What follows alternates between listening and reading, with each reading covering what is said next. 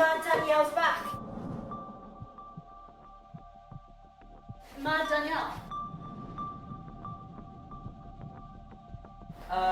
Who's this? Joe's friend. Very, sophisticated, I think. Well, last time we were here, they were in rehearsals for York, now they're in rehearsals for London. This is sort of like insane. Yeah, it's a bit of a weird one because obviously we built up to the performance in York and thought that was kind of going to be the end of it. And now we've had a couple of weeks off, but it's now back into it in a bit of a mad rush to get rehearsals in place for the last month. And then, yeah, we're off to London. So, yeah, really excited for it, but lots still to do. And how did you find York? York was fantastic, yeah. The kids had a great time. We were really welcomed in by York Theatre Royal. They were really supportive. They let us get in a little bit early to set up our staging. Anything we needed, they were on hand. And then the kids, I think, got a lot out of it doing those live performances in York and also meeting some of the other connections groups as well. That was, well, what the whole thing is all about. Tell us about your role. Steve? Steve's a bit, he's definitely the comedian of the group, or we like to think so anyway. And he's a bit of an idiot. He's got a crush on Carly, which I won't spoil it, but it doesn't go very well. So yeah, he's got his flaws. So. Lisa? Danielle isn't liked by anyone really. Used to be best friends with Joe, but they're no longer friends after an incident that happened, and whenever she turns up it just goes really tense and no one wants to be near her or around her or anything. So. And how did you just find going to York? Amazing. It was definitely something that I'd never done before, so it was really good to get to experience that. Yeah, it was fun, yeah. It was good experience. And the theatre there was really cool as well. They had a nice space, which was nice. And now you go to London. Yeah? Yeah. So how did you find that out? It was just, you got called in and told, guess what? You know, how were you told? Well, our parents got an email and then we kind of found out from them. They were planning on like a surprise, but Thomas's mum told Thomas, and then Thomas told us, and it wasn't much of a surprise. Well, it wasn't really like that. Well, but... it was. Well, yeah. Who's Thomas? Yeah. Anyway. Well, there's a lesson. Don't tell Thomas's mum anything. Okay. So, just in terms of how excited I was to be on London and perform on this ridiculous sort of stage and opportunity. So excited, like it still doesn't feel real. Like I still don't believe it's actually happening. I literally can't believe it. Yeah, it's the biggest theatre in the nation, so I'm excited. I'm a bit nervous, but as you know, we're going to do our best, and I think we've come as far as we can go, so it's going to be fun, yeah. I've been doing running Connections here for 8 years as the director. We started because we really were, it's a great event. We wanted to be a part of the biggest youth festival in the world. So it's run by the National Theatre down in London, and yeah, it's probably one of the best projects that comes out of Kensington Arts.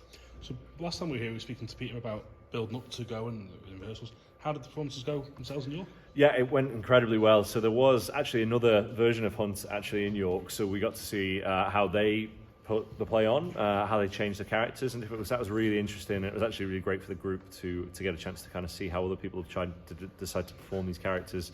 They were a slightly older group as well, and they were from the northeast, so it was great to hear those kind of thick accents from the northeast as well. But yeah, it went extremely well. We were very pleased, and then yeah, just amazed to have then the news from the National that we've been picked. And what does that entail? So you go down to London and perform at the National Theatre? Yeah, so we're off. Myself and Paul Ellison, who's the head technician of the Kensington Arts, we are going to be flown down on the 24th of June. We then meet with their production team in person. We've already been doing Zoom calls back and forth with them. They'll be building our scenery for us down there, and we'll be going through the show with them, breaking it down, and then the cast will be flying down on Wednesday the 28th. Staying there, we get to see some of the other plays, so there were 10 plays in total, so we get to see a couple of the other plays as well, which is great, and then on our night on the 30th, we'll be on stage. So you're performing in the Gaiety, you're widely known something on that, but in terms of for, I don't want to say kids, but for the young ones involved, how big is this something to go from? Yeah, so I think the National, in terms of in terms of plays, they don't touch musicals, even though they're in the West End. But in terms of plays, they are the pinnacle of theatre. You know, it is where you go to see, like currently Ralph Fiennes, you know, Oscar winner and things. He's the current performer down at the moment on stage in Straight Line Crazy. You know, Helen Mirren in McKellen, the list goes on. There such big names all perform there. So this really is kind of the height of where we can get, and hopefully it might inspire them to maybe look at taking a career in there. But it's not just that. We've got, you know, the backstage crew here who've done a fantastic job. Who'll get to work with, you know, leading men, women in their fields down at the theatre. We had a Zoom call today, and there's 12 different departments involved, so it's absolutely huge. And so you do the sound? Yes. And so how'd you get involved in that? Well, I came for the audition, but I said I wanted to do the sound and just work backstage. So why was it you know, what was it about that attracted you? I don't know, it's just something different, something new to me. So you hadn't done it before? No, I've never done it before. So you hadn't done it before and you performed that, so your work goes off to York and that's gone off to London? Yeah, so I've got taught by Paul, and then we just assembled the file together. That's pretty incredible though. You've gone from, like, you know, never trying it to do this. Weird. So is it something that you're looking at wanting to stick into now then? Yeah, definitely. So my role is to go and see a couple of the different groups who are taking their shows to the National, and Kensington Arts is one of 10 companies bringing shows to the Dorfman at the National, and I will be visiting rehearsals, supporting the director in just refining everything about that show, getting it ready for a much bigger auditorium than the one that they've performed in previously. And so what are you thinking of the group? I think the group are fantastic. I'm really excited to be in a room with them and to see them, see how excited they are to bring the show to the National and to make it the best version of the show that it can be. Have you seen them do a run through yet? I haven't actually. I've only seen it on video, so I'm extremely excited for that reason to actually get to see it live.